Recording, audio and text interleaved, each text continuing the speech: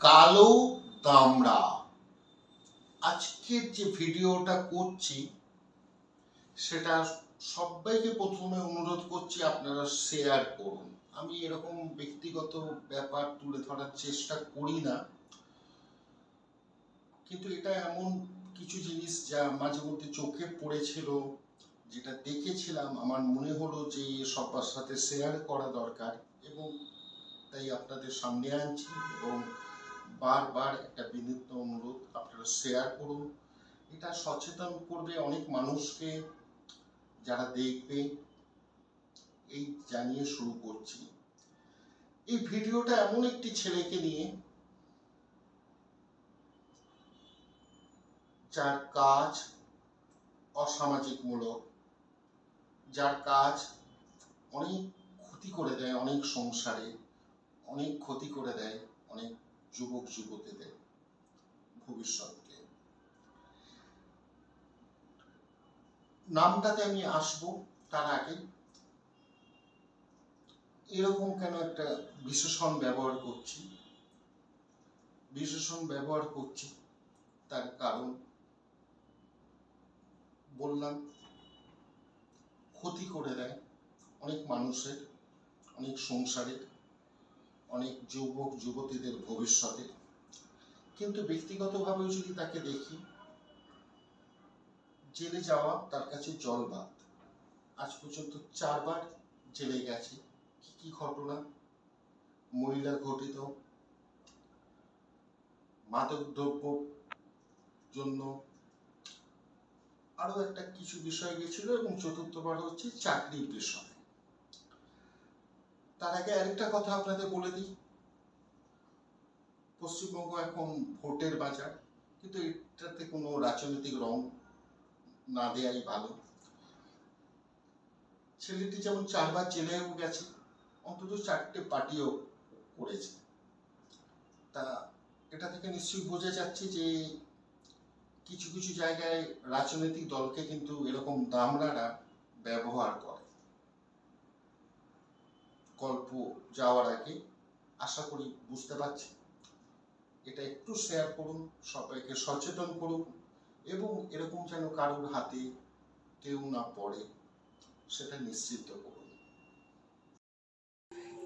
যে ঘটনাটা আপনাদের বলতে চলেছি, সেই ঘটনাটা কিন্তু আপনাদের অনেককে গায়ে কাঁটা দেবে, গায়ে কাঁটা দেবে, ভয় লাগবে। এবং আপনাদের যে অনুরোধটা জানিয়েছি সেটা কিন্তু অবশ্যই করবেন। এই সমাজের কীট পতঙ্গ যারা আছে তাদের খুঁজে বের করা কিন্তু দরকার, এবং নিজেদেরও সচেতন হওয়া দরকার। তো ঘটনাটা আমি 5 বছর আগের প্রায়।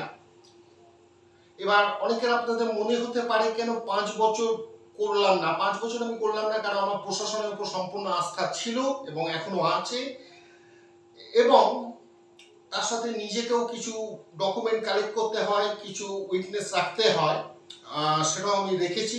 তাছাড়া আমি কাজেও ব্যস্ত থাকি। এটা মোটামুটি যে ঘটনা সেটাতে চলে আসছি। একটি মেয়েকে আমি পড়াতাম, ইংলিশ মিডিয়ামে পড়ে। তার বাবার সাথে আমার জানাশোনা ছিল। বাবা কেন, বাবার সাথে মায়ের সাথে আমার জানাশোনা ছিল। সেই হিসেবে অনুরোধ করে পড়াতে, এবং আমি পড়াতাম, এবং আমি বিনা পয়সায় পড়াতাম, আমি কোনো পয়সা নিতাম তা না।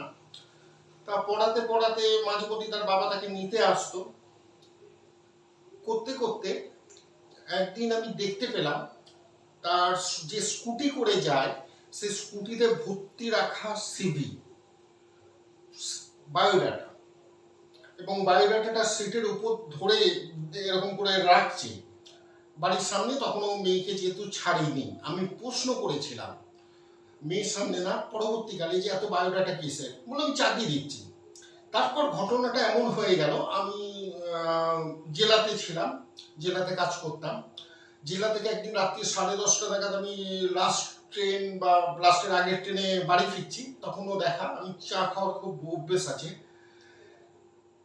যে ঘটনাটা বললো, যে কথাটা বললো, সেটা আমার এখনো কানে খুব বাজে। আমি চা খাচ্ছি, তখন সামনে দেখলাম এলো। আমি চা যখন খাচ্ছি, তাকেও খাওয়ার জন্য অনুরোধ করলাম। আমাকে বললো তোর যদি চাকরি লাগে আমার বল, আমার কিন্তু হাতে এখন ভালো চাকরি আছে। আমি কিছুটা শুনে ভাবলাম কোথায় চাকরি একটু শুনে নি। কিসে চাকরি? বললো রাজ্য সরকার কেন্দ্রীয় সরকার সব আমি এখন করে দিচ্ছি। যখন বলছে না কথাগুলো আমি ভাবছি কোনো হয়তো মন্ত্রী হয়ে গেছে বা মন্ত্রীর হয়তো আত্মীয় হয়ে গেছে বলে বললো। আবার বলে বলছে মানে ভাবুন কথাগুলো ভাবুন, চিটিংবাজ তো, চিটিংবাজদের কথা কিন্তু খুব মধুর হয়। তোর থেকে বেশি কি চাইবো, কম টম করে দিয়ে দিবি কিছু। আমি প্রথম জিজ্ঞেস করলাম যে কি হবে। বলছে যেরকম পোস্ট চাইবি সেরকম দেবো, মানে দেওয়াটা একেবারে হাতে। আর কম টমটা হচ্ছে মোটামুটি 7-8 লাখ, এটা হচ্ছে কম। আমি বললাম আমার বয়স কিন্তু 40 পেরিয়ে গেছে। বলছে ব্যাপার না, ওই জন্যই তো টাকাটা নিচ্ছি। মানে ভাবুন, স্পর্ধা ভাবুন। শুনছি এইখানে দ্বিতীয় যে কথাটা আসবো সেটা কি ওনার ওই ছেলেটির মেয়ে জানতো না বা বউ জানতো না? সম্পূর্ণভাবে জানি। কারণ পরবর্তীকালে আমি শুনলাম যে অনেকের থেকে এরকম টাকা নেওয়া হয়েছে এবং তারা কিন্তু কেউ চাকরি পায়নি, নানান রকম দপ্তর দেখিয়ে। বারবার তাকে যারা নিয়েছে কয়েকজনকে আমি চিনি, তারা কেউ ধরুন সিকিউরিটি গার্ডের কাজ করে, কেউ খুব গরিব, কেউ নিজের গয়না বিক্রি করে, কেউ নিজের বইয়ের গয়না বিক্রি করে দিয়েছে। এবার হলো কি, আমি দেখতে থাকলাম, আমি দিইনি, আমি জানি সে কখন চাকরি দিতে পারে না, পারবেও না। আর আপনাদেরও আমি বলতে চাই কোনোদিন চাকরি পয়সা দিয়ে পাওয়া যায় না। চাকরি যেমন পাওয়া যায় না, অনেকে অনেক সময় দৌড়ুন যে খুব বড় জ্যোতিষী আছে, খুব বড় পণ্ডিত আছে, এত টাকা ফি নেন কাজ করে দেন, সেটাও হয় না। এটা বারবার আপনাদের বলতে চাই, সচেতন করতে চাই। তা পরবর্তীকালে তার মুখের ভাষা খুব খারাপ ছিল যাদের থেকে টাকা নিয়েছে, ছেলে মেয়ে নির্বিশেষে। কিন্তু তারা যখন তার বাড়িতে গিয়ে বললো, যেখানে আমি ওর বইয়ের জায়গাটা আমি দেখতে চাই, সেই বউ খুব খারাপ অসভ্য ভাষায় গালিগালাজ করে তাড়িয়ে দিত। এখানে একটা কথা, তার পকেটে কিন্তু কখনো আমি 500 টাকাও দেখিনি। যতবার চা খেয়েছি বা ধরুন আমি কোল্ড ড্রিঙ্কসও খেয়েছি, তখন খাওয়ালাম, আমি আজ পর্যন্ত তাকে কিন্তু আমি 20 টাকা খরচা করতে দেখিনি, 500 টাকাও দূরের কথা। সেইখানে সে এত এত টাকা লোকের মারল কি করে? আর তার বাড়িতে যখন কোনো ধরুন একজন নতুন লোকের মারা হলো, আমার 2 লাখ টাকা বা 3 লাখ টাকা আমি দিলাম অ্যাডভান্স, তখন তার বাড়িতে কিন্তু 4-5 দিন ধরে মাটন হচ্ছে, 4-5 দিন ধরে ইলিশ হচ্ছে। আপনি বুঝতে পারছেন তার বউ কিভাবে ইনভলভ? বইয়ের অ্যাকাউন্টে টাকা যাচ্ছে, কিন্তু এদিকে বাবু মশাইয়ের পকেটে 500 টাকা নেই। 500 কি 20 টাকা নেই। এখানে আরেকটা যে আমি বিশ্লেষণ ব্যবহার করেছি, কালো দামড়া, যারা অপরাধমূলক বিজ্ঞান বলে, যারা অপরাধ করে তাদের শরীরের কাঠামো একটু আলাদা হয়, এরও শরীরের কাঠামো একটু আলাদা। কালো কালো এমন যদি লোডশেডিং হয় আপনারা খুঁজে পাবেন। আর পাগুলো হচ্ছে বেঁকা। ফলস্বরূপ কি হলো, লোকে যেতে শুরু করলো পুলিশে, নানানভাবে তাদের বাবা, তাদের আত্মীয় স্বজন এসে চাপ দিতে থাকলো। তখন আবার কথাটা চেঞ্জ হলো। কথাটা হচ্ছে টাকা কি আমি নিয়েছি নাকি, টাকা যাকে দিয়েছি সে চলে গেছে। সবাই যে কারণে ধরেছিল সেটা হচ্ছে তাকেই টাকা দিয়ে দেওয়া হয়েছিল। একটা কথা আপনারা ভেবে দেখুন, বা আমি পরিষ্কার ভাবেও বলতে চাই, যার একটা মৌরলা মাছ পরিবারের সবাই একটা করে খাওয়ানোর ক্ষমতা নেই, হয়তো 4 জন বা 5 জন যাই হোক পরিবারে 5টা মৌরলাও কেনার ক্ষমতা নেই, আমি আসছি সেই কথায়, সে কি করে দিনের পর দিন বিরিয়ানি খাইয়ে যাচ্ছে, নতুন ফার্নিচার কিনছে, মাটন কিনছে, আপনার দামি ইলিশ মাছ কিনছে। যখন কারোর গলায় কোপ মারা হয়, ঘাড়ে কোপ মারা হয়, তখন কিন্তু 5-6 দিন চলে, এবং তার বউ তার সন্তান কি জানে না, তার তখন কি মনে হয় তার বাবা সরকারি চাকরি পেয়ে গেছে? যার মৌরলা কেনার ক্ষমতা নেই সে ইলিশ মাছ কিনছে? খুব আশ্চর্য। এর মধ্যে আরেকটা ঘটনা ঘটলো। আমি যেহেতু আপনাদের বলেছি আমি জেলায় থাকতাম সেই সময়। আমার বাবা গুরুতর অসুস্থ হন করোনার সময়। তা আমি দেখলাম যে দেখুন আমি পড়াই, তার জন্য আমি কোনো পয়সা নিই না, আপনাদের আগেই বলেছি, বিশেষ করে ইউনিটির থেকে কোনোদিন নিইনি। তা আমার মনে হলো যে আমি ছুটি নিতে হবে, তা যদি ভর্তিটা করিয়ে দেয় তারপর আমি যাব। ভর্তি করানোর জন্য আমি যে টাকাটা দিয়েছিলাম শুনলাম ডাক্তারের কাছে গিয়ে সেটা 2000 কমে গেছে। খুব আশ্চর্য, খুব সারপ্রাইজিং। কমেছে আমার, মানে আমার তো কিছু বলতে পারছে না। আমার বলছে যে আমি ডাক্তারকে দিয়েছিলাম, কিন্তু ডাক্তার আমার স্বীকার করছে না, বলছে 2000 কম আছে। আমি 50,000 দিয়েছিলাম, কিন্তু ডাক্তার নাকি বলছে 48। আমি আবার 2000 পাঠালাম। এখানে কিন্তু মাথায় রাখবেন যারা চিটিংবাজ হয় তারা কখনো কারোর যে কি পেলাম ভাবে না, তারা ভাবে নিজে জানে আমি চিটিংবাজ, আমার মৌরলা কেনার ক্ষমতা নেই, তাহলে আমরা কিভাবে কার ঘাড় মটকাতে পারি। তার মানে বইয়ের কাছে আমার প্রশ্ন যে যারা গেছিল আপনি তাদের গালাগাল দিলেন কি কোন মুখে? এতে তো পুরো পরিবার কি রকম চলছে সেটা চলে আসছে খুব সামনে। পরবর্তীকালে নানানভাবে খোঁজ নিয়েছিলাম, জানার চেষ্টা করেছিলাম। কিছু জিনিস যেটা খুব গা শিউরে উঠবে সেটা হচ্ছে যে কিছু ছেলে পেলেকে অ্যাপয়েন্টমেন্ট লেটার দেওয়া হয়েছিল, কিছু ছেলে পেলের আবার ইন্টারভিউ নেওয়া হয়েছিল, কিন্তু বাস্তবে কিন্তু অস্তিত্ব নেই এইসব কাজে। তাই এটা আশা করি কোনো একটা বিশাল বড় র্যাকেট এর পিছনে আছে। তা এটাই শুধু আশা করি এবং আশা রাখি যে পিছনে ঠিক কারা কারা আছে যদি ধরা যায়, প্রশাসনের উপর সেই বিশ্বাস আছে। আরও কিছু জিনিস তুলে বলা ভালো যে দেখুন আমি করোনার সময় দেখেছি যে আমি নিজে মানে বলেছে যে আমি বাড়িতে কিছু নেই বা ঘরে কিছু নেই, উপার্জন হয়নি, আমি নিজে আলু চাল কখনো ডাল এরকম দিয়ে গেছি। এবং আরেকটা কথাও বলা ভালো, তখন আরেকটা জিনিসও আমি শুনেছিলাম যেটা বলে দেওয়া ভালো যে ফ্যান্সি ডিল কিন্তু দুবার করে তাকে খেতে হয়। কতটা আশ্চর্য যে আপনার নিজের পয়সা নেই কিন্তু ফ্যান্সি ডিল দিনে দুবার খাচ্ছে। তো সেখানে মনে হয় যে প্রথম কর্তব্য হচ্ছে যে টাকাটা কিভাবে ফেরত পাওয়া যায় সেটা ভাবা। এবং এই যে কয়েক বছরে তার কিন্তু নতুন ফ্ল্যাট হয়েছে, তা সেটাও কিন্তু মাথায় রেখে খুব অনুরোধ প্রশাসনের কাছে। আরেকটা কথাও ভাবাই যে একজন উকিল আছে যিনি, তার কাছে অনুরোধ, তিনি নাকি এই ঘটনাটা দেখেন বা আগের কেসগুলো দেখেছেন। তাই এবারেও তো সোজাভাবে বের করতে পারেননি, 3বার বেল আবেদন নাকচ হওয়ার পর 4র্থবারে সম্ভবত বেরোয়, 3 মাস ছিল চাকরি চুরি কেসে।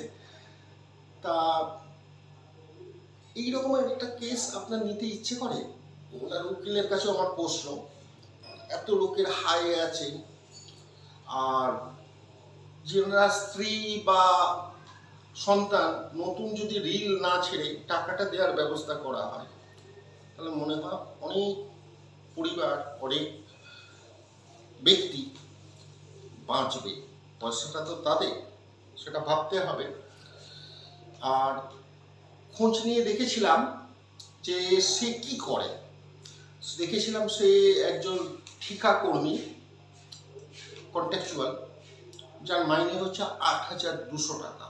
সেখানে আরও বড় প্রশ্ন থাকলো যে 8,200 টাকা পেয়ে একটা সংসার চালায় কি করে, তার মেয়েকে ইংলিশ মিডিয়াম স্কুলে পড়ায় কি করে। কিছু একটা ব্যাপার আছে, সেটা প্রশাসনের সঠিক জায়গা যারা বার করার সেই অনুরোধ রাখে। বা ফ্যান্সি ডিল কিন্তু প্রেসক্রিপশন ছাড়া বিক্রি করা বন্ধ। আমি অনুরোধ জানাই যেসব দোকানে বিক্রি করেন অন্তত করবেন না। এবং আরো দু একটা কথা বলে নিই, তাহলে আপনারা বুঝতে বা কেন আমি কথাটা বললাম গা শিউরে উঠবে। আমি এমন কিছু মানুষকে এমন কিছু মানে একটা ঘটনা দেখলাম, ও আবার একটি ভদ্রলোককে বা একজন লোককে, একজন ব্যক্তিকে 30,000 টাকা দিয়েছিল। কিছুদিন পর বলা শুরু করলো যে ওটা 1,00,000 টাকা হয়েছে, আমাকে দিতে হবে। তার বাড়িতে যাওয়া শুরু করলো, বাড়ি যাতে ছেড়ে দেয় চাপ দেওয়ার সৃষ্টি হলো, লোকটার আঙুল মুটকে দিয়ে আঙুল ভেঙে দেওয়া হলো, লোকটা হার্ট অ্যাটাকে মারা গেল। এবং এই যে ছেলে পিলে যাদের থেকে পয়সা নেওয়া হয়েছে, তাদের অনেকেই আছেন বাবা মা বৃদ্ধ বা বৃদ্ধা, তারাও কিন্তু অসুস্থ, কেউ মারাও গেছেন, কারো হার্ট অ্যাটাক হয়েছে, হার্টের প্রবলেম হয়েছে। তা পুলিশ এবং প্রশাসনের কাছে খুব বিনীতভাবে অনুরোধ, আপনারা ধরেছিলেন, কিন্তু যে অপরাধী হাজিরা দেয় না তাকে আবার কেন ধরতে এত অনীহা? এই প্রশ্নটা কিন্তু খুব ভাবায়। এবং আমরা জানি এই চাকরি যারা চুরি করছে এরকম র্যাকেট আছে, এবং হয়তো একে ধরেও কিন্তু অনেক বড় মাথা, অনেক বড় কিছু সন্ধান পেলেও পাওয়া যেতে পারে বলে আমি শেষ করব। আর তারপর একটা ছোট ভিডিও দেখব, সচেতনমূলক একটা অনুষ্ঠান হচ্ছিল, বাচ্চারা কি বলল দেখে নিন, আর তারপরে আমি নামটা বলব। কালো, গম, জোচ্চোর, চিটিংবাজ, বলো কোনো একটা বাক্য, তার সাথে আমি আরো দিয়ে দিচ্ছি, পাড়া, যে, বলো 6টা বাক্য আছে। কালো, গম, জোচ্চোর, চিটিংবাজ, পাড়া, যে, বলো বলো সবসময়। পাড়ায় যে চিটিংবাজ, পাড়ায় যে চিটিংবাজ জোচ্চোর তার কালো আছে।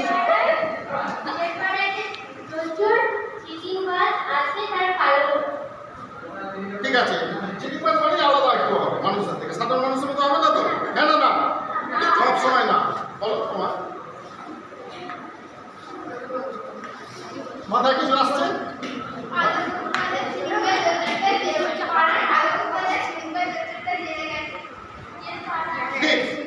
পাড়া, কালো, কমলা, জোচ্চোর, চিটিংবাজটা জেলে গেছে, একবার যায়নি, 4বার গেছে বাস্তবে, মানে অভিজ্ঞতা, এটা খারাপ অভিজ্ঞতা। ঠিক আছে, আর কেউ? আরে পাড়া, কালো, কমলা, জোচ্চোর, চিটিংবাজটা জেলে গেছে, গেছে তো? কবার গেছে? 4বার। 4বার গেছে। কবার গেছে? 4বার গেছে। ঠিক আছে, আর কিছু? আরে নতুন বলো কিছু, তোমাদের মুখ থেকে শুনছি, বলো। ছেলেটির নাম সুবির দাস, ডাক নাম নাড়ু, জিঞ্জিরা বাজার শান্তিপল্লীর কাছে তার বাড়ি। এবার আশা করি প্রশাসনের দায়িত্ব, পুলিশের দায়িত্ব, কি করা যায় তা নিয়ে ভাবা, এবং তদন্ত সঠিক অনুসন্ধান হবে, এই আশা রেখে আজকের মতো শেষ করছি। নমস্কার, শঙ্কর, জয় হিন্দ।